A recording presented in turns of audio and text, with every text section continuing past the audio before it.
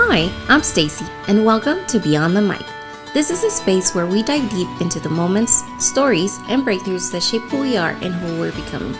Together, we'll explore personal growth, mental health, and the motivation you need to create lasting change. This is more than just a podcast. This is your moment to break free, rewrite your story, and step boldly into the life you've always dreamed of. It's time to stop holding back, to rise, to thrive, and to transform. Let's go beyond the mic. Have you ever stopped yourself from speaking up, pursuing a dream, or sharing something at work just because you were too afraid of what other people might think? Well, let me tell you, you're not alone. I've been in that situation way too many times to count, and that's what I really want to talk about today. Last week we talked about fear in general, and today I want to talk about the fear of judgment and how we can put ourselves in a situation where we're a little immune to it, and so we can dare to live. Now that we're starting with our Dare to Live series, so why we fear judgment? And I think we can go back many years ago when we were in trousers and men were hunting deer, and we had to be in groups so we could survive. I think it really goes back to an evolutionary perspective, because you had to be liked in a group in order for you to be accepted into it. And if you weren't in a group, you didn't eat. If you weren't in a group, you didn't have shelter. So I think it does go back to that we fear being judged by other people because it's in our instinct. Now it's not so much of that, but let's put it into today's perspective. If you're at work and people don't like you, maybe you're most likely not going to get that promotion that you want. If you are in a group of people and you're not likable, you're not going to be the popular one. And I think we all crave, even if you say you don't, I think we all crave a little bit of wanting to be the popular in a group, wanting to be the one that's the most liked, people that go to. And if you're not that, then I think that's where we fear that we're going to be the one that people are going to push away, people are not going to want to hang out with, and that puts us in isolation. So I think it does go back to evolution and biology and instincts as to why we fear judgment. And also putting into today's perspective, like I said before, modern pressures such as social media.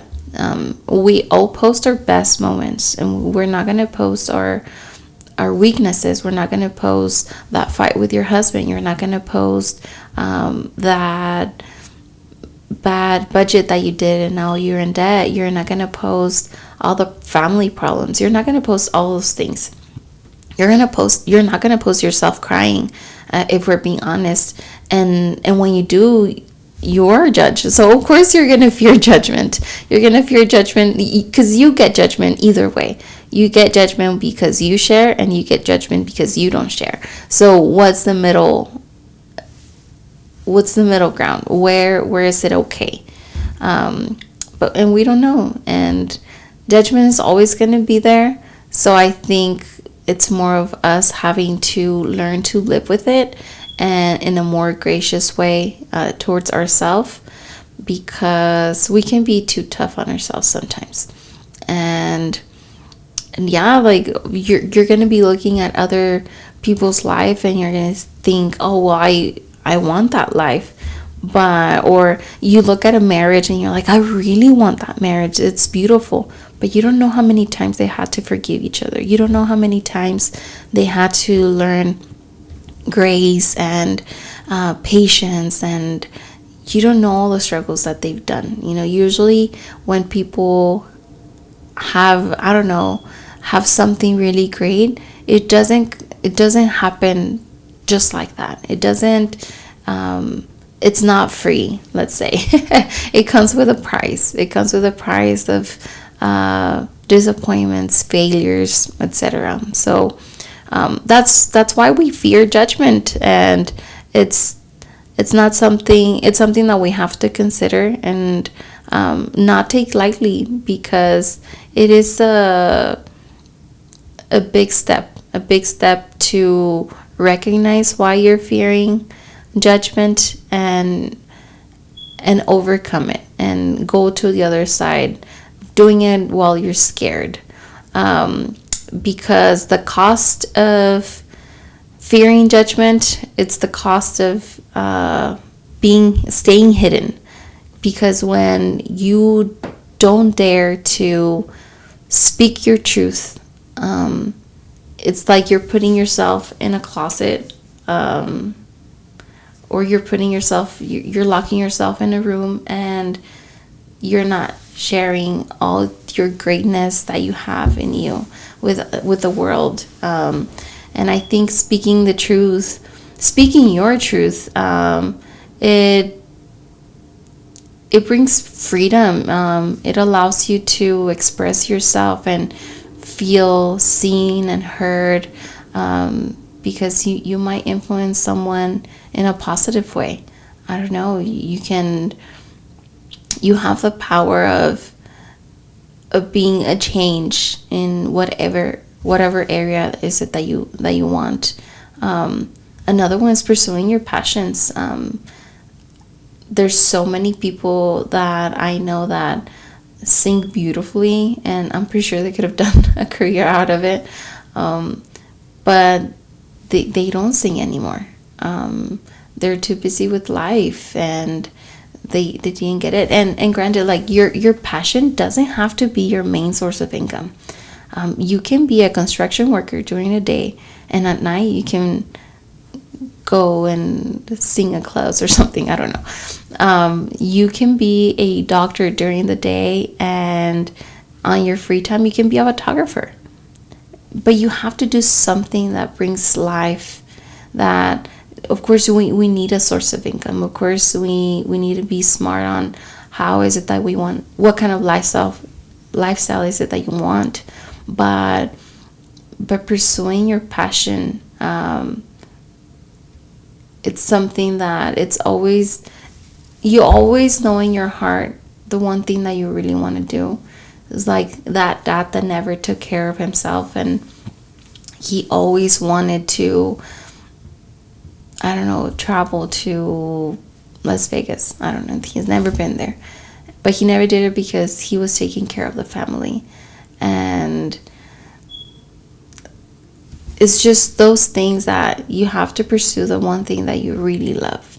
I don't know. You always like photography, and you like taking pictures of nature, and maybe it's not for the money, but it's gonna allow you to bring that creativity out of you and share with people your passion, and hopefully leave an imprint in people's hearts. And I don't know, you never know, maybe that picture that you take is a winner. in the photography world. I have no idea. I'm not knowledgeable in that area, but you know what I mean. And showing up authentically, I think people really can sense when you're not authentic. And granted, at the beginning, I think it's okay. It's okay to not know who you are, and in that process, you take other people's perspective, other people's mindsets. You take other people, their life, and you live it that way because you don't know how to live yours.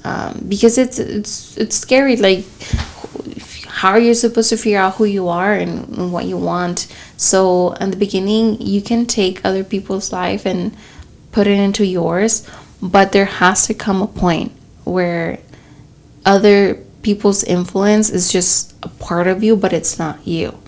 You need to decide who is it that you want to be, what is it that you want to pursue, what are your values, what do you want to stand for, and for your mind to be connected to your heart, and for your heart to be connected to your actions.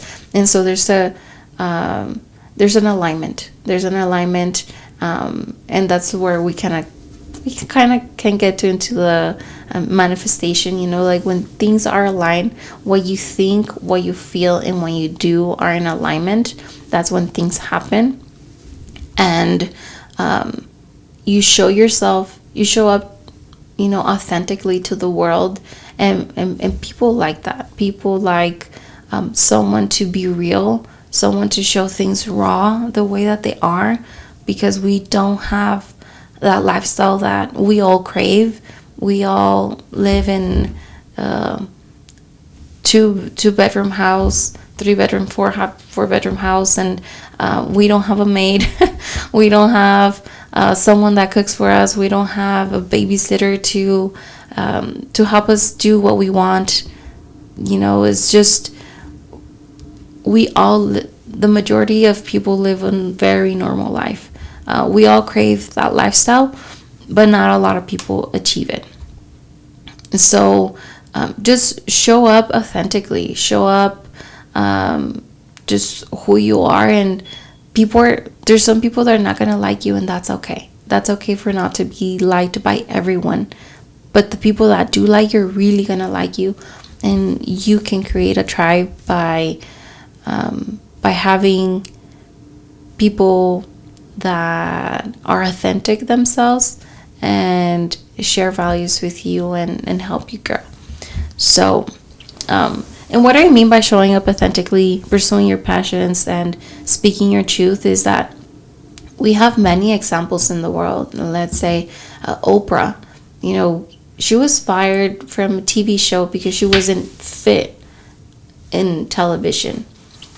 She didn't stop there. She reframed rejection to redirection, and she knew in her heart that her passion was to do television, to do interviews, to share with the world. And I'm pretty sure the moment that they fired her and they told her you're not fit,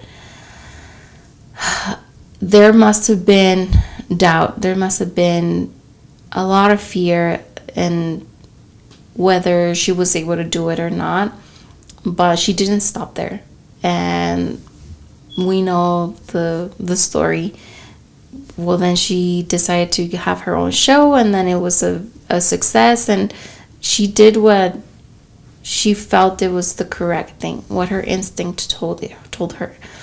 J.K. Rowling, the author of Harry Potter, she sent out her script her book to 12 different publishing houses, and everyone rejected her. And I'm pretty sure the moment that you send out your book to the third, the fear of and the doubt that you have on yourself whether your work was worthy or not must be very, very high, because you poured your heart into this book, and maybe people thought it was too much of a fantasy, that it wasn't commercial, that it wasn't for the whole world, because everything is money, if we're being honest, and everyone's thinking like, how can I make the most money? And they didn't want to take that leap. They didn't want to take the chance for something different, until a very, very small publishing house decided to take on it. And now I think it's, I don't know, very published like crazy. My brain cannot, and I'm stuttering because my brain cannot fathom the idea of how much money and how many times that book has been published, how much money they make. Must be insane. I mean, Universal Studio has their own Harry Potter area, and so I'm pretty sure the amount of money that they're making. I wish I had that, but it's crazy. People didn't believe in her, but she believed in herself. And I don't know, Frida Kahlo. When she was 18, she had a bus accident. So she had to undergo multiple surgeries, and and she poured her heart on her artwork, and there were a lot of critics that didn't believe in her because they thought she was too much, it was too personal, it was too raw. But I think the moment that you have a project and you take it to the world and you show it and you get a reaction out of that person, that's golden, because that's all you wanted. You wanted other people to feel whatever you were feeling through your artwork. I don't know, a comedian, whenever they're in the stand and they're cracking jokes and you get a laugh out of someone else, you know that you're doing something correct. And that's the same thing. I don't know, in these videos, if you get someone to watch at least 5 minutes out of this video, you're changing something. You are creating an emotion on someone else, and you're conveying a message. And I think that's beautiful. I don't know, for like myself, I remember when I was in high school, my mom was still single.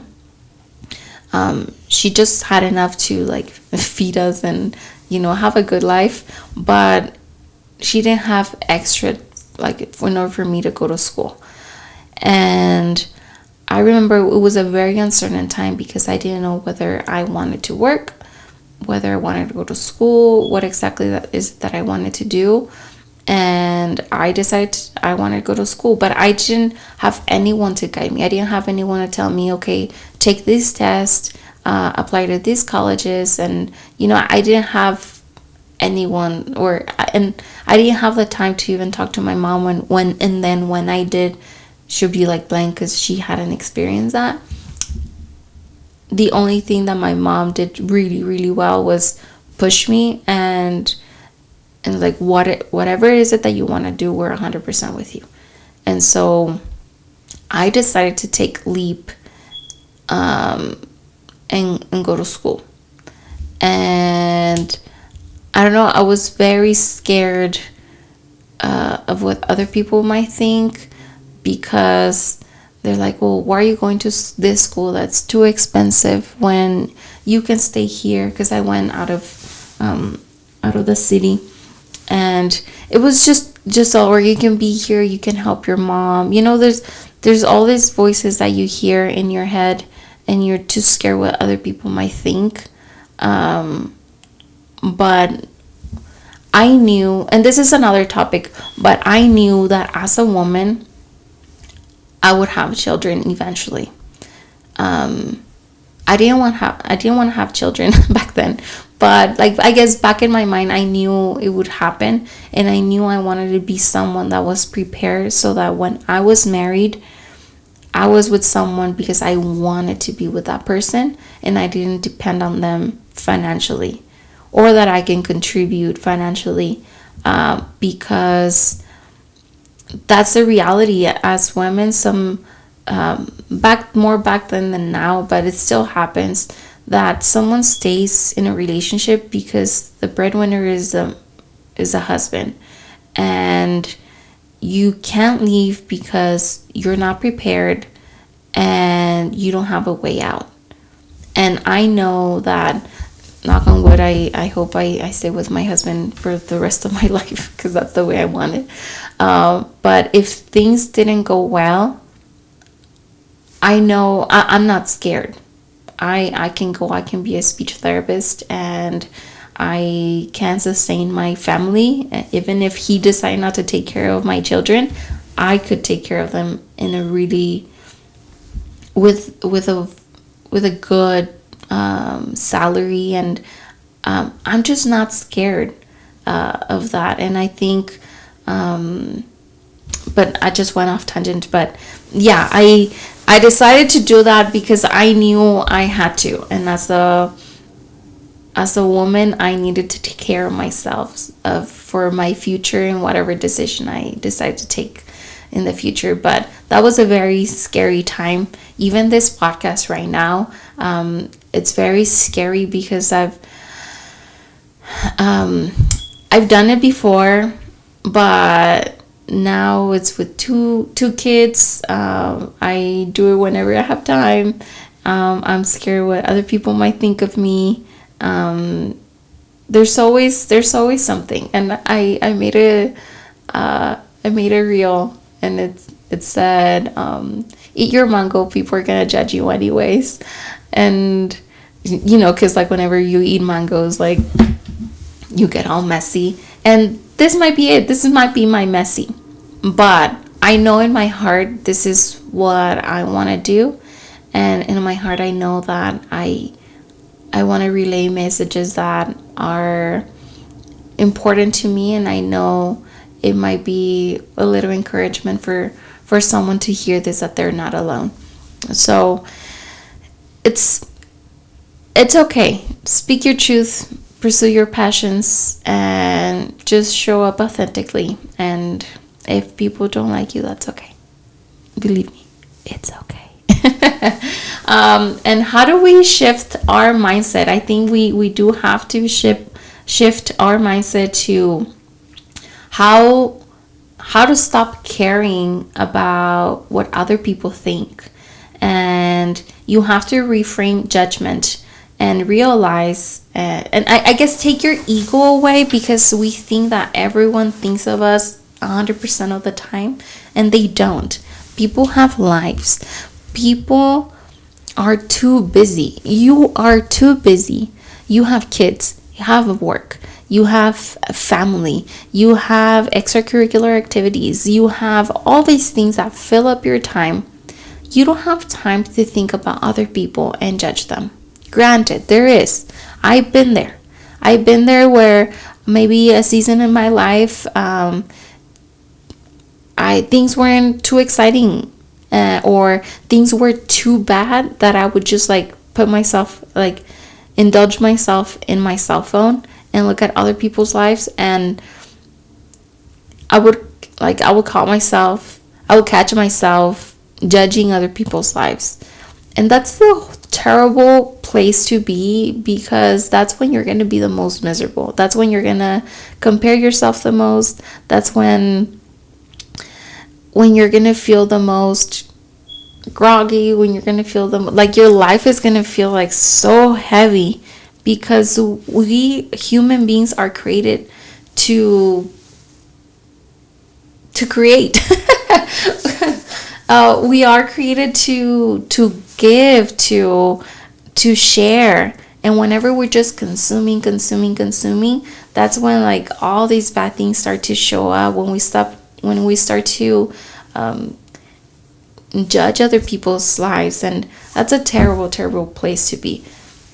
So reframe your judgment. People are not always thinking about you, believe me.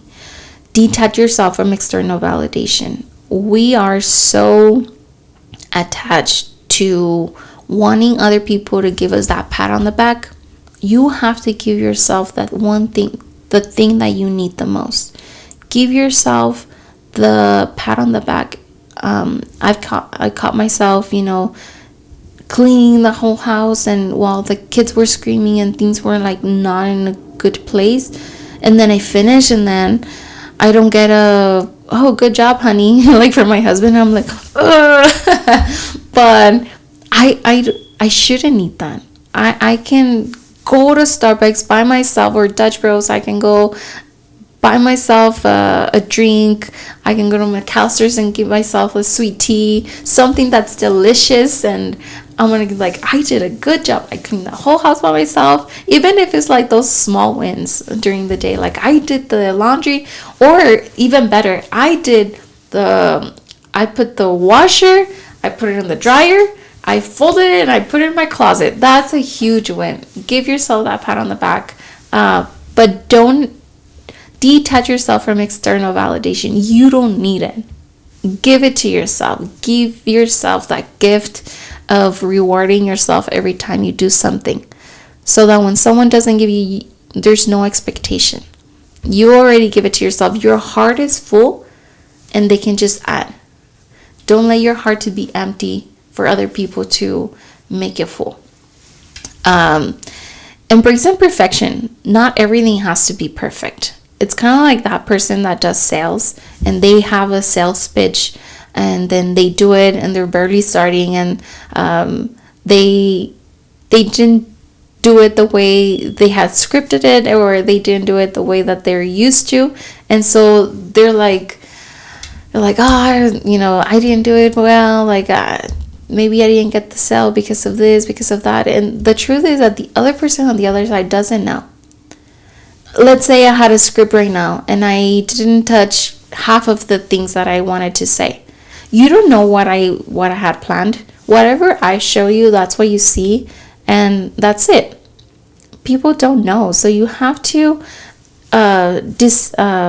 embrace imperfection and know that everything's not gonna be perfect. Like today, I didn't wake up earlier than I thought, or I did, but then I decided to do my hair, blah blah blah. So now it's a little later than it is. So now I have my monitor. My son is watching TV, and I'm having to do this a little bit faster than I wanted it to. But things are not always going to be perfect, and you just do it. And who really matters? Ask yourself, like, who really matters? And I can assure you, you can count with your fingers. Maybe it's your mom, maybe it's your husband, maybe it's your dad. I don't know, 3 people. Boom. Then behind closed doors, talk to them, like ask them how they feel about different things, and then take in consideration whatever opinion they have. But those are the only opinions that matter, and the only ones that you should be taking into consideration. Everyone else is just noise, to be honest. And what are some actionable steps that you can do to overcome fear? And one of the first one is action. Just challenge yourself. I don't know, you want to be vulnerable, post something on your story.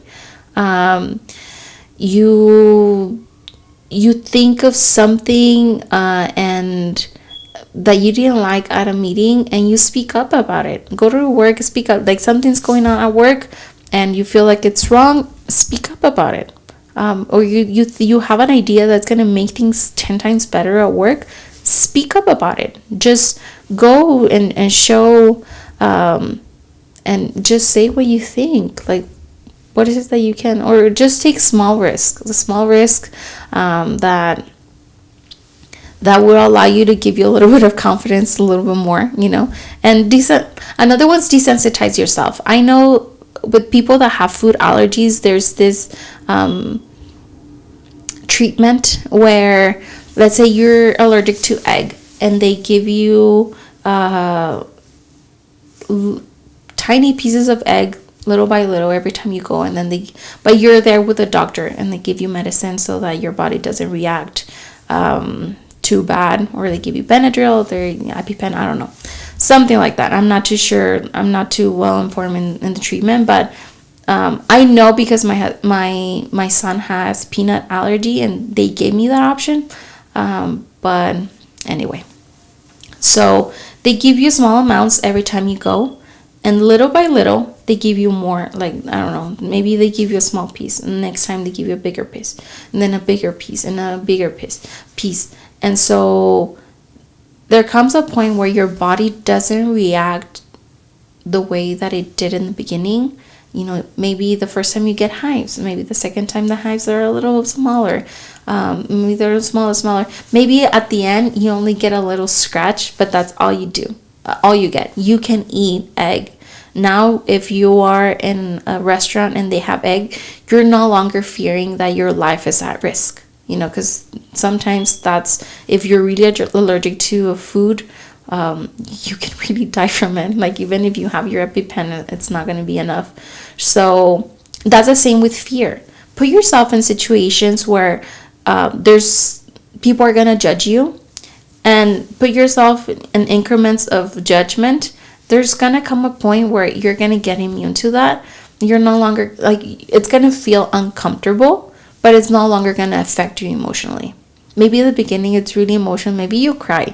Maybe the second time you cry a little less, and then you no longer cry. It just feels uncomfortable. Maybe you're just hurt, and at the end it's just like, it's uncomfortable, but I don't feel it as much. So desensitize yourself from that. And one is like your inner circle. Develop the people that are gonna be your biggest cheerleaders, so that when you're doubting yourself, you can always go back and and then you can just put your shoulders down and then relax and be like, okay, now telling me I'm doing the correct thing. Tell me that I'm not a failure, that this is going to take me somewhere. Those people are always going to be around people that are always going to boost your mood, that you always feel better after leaving them. And that's just going to change your mindset about it. And another mindset shift exercise that you can do is, that I do, is I always think of those interviews of people that die and then they come back, and right before they're about to die, they always ask them, like, what is it that you thought? What are things that you regret? And they always regret not doing that thing that they knew in their heart they wanted to do. You don't want to. Life is too short. I lost my dad when he was very young, and I often think of that because I never know when my time's gonna come up. I might be in an accident. I might, I don't know, have a heart problem. Maybe I'm gonna go into, I don't know. There's so many things that can happen to me, and I can die. I can die tomorrow. But what is it that I'm doing? Like, we have to live every day as if it's our last. And I don't think, I think it's more relatable when someone that you care so much passed away recently, and at every funeral I hear the same thing. Oh, like, the whole family gets together. We should get together often. Family is the most important thing. I'm gonna pursue this because I never know, like, life's too short. And it's true. Think of yourself in 10 years, 20 years, 50 years, when you're in your deathbed. Like, what is it that you're gonna regret the most? What is it that you have in your heart? God puts things in our heart as a calling, and we all know what is it that it's ours. And if you don't know, start digging, start praying, start looking, because we're all beautifully made, and and God put a purpose for everyone. Everyone has a reason to be here. And yeah, I want to leave this podcast with asking you a question. What is it that you haven't done because of fear of judgment? Take it a bath. Think about it. Take a bath and ponder upon the idea of, like, what is it that I really want to do, but I'm too scared of people judging me. So think about that, and I'll see you on the next one. Thank you once again to listening to Beyond the Mic with Stacy. If you're listening, thank you again. If you're watching on YouTube, please like, comment, and subscribe. Share, so that I can keep doing this. And I'll see you on the next one.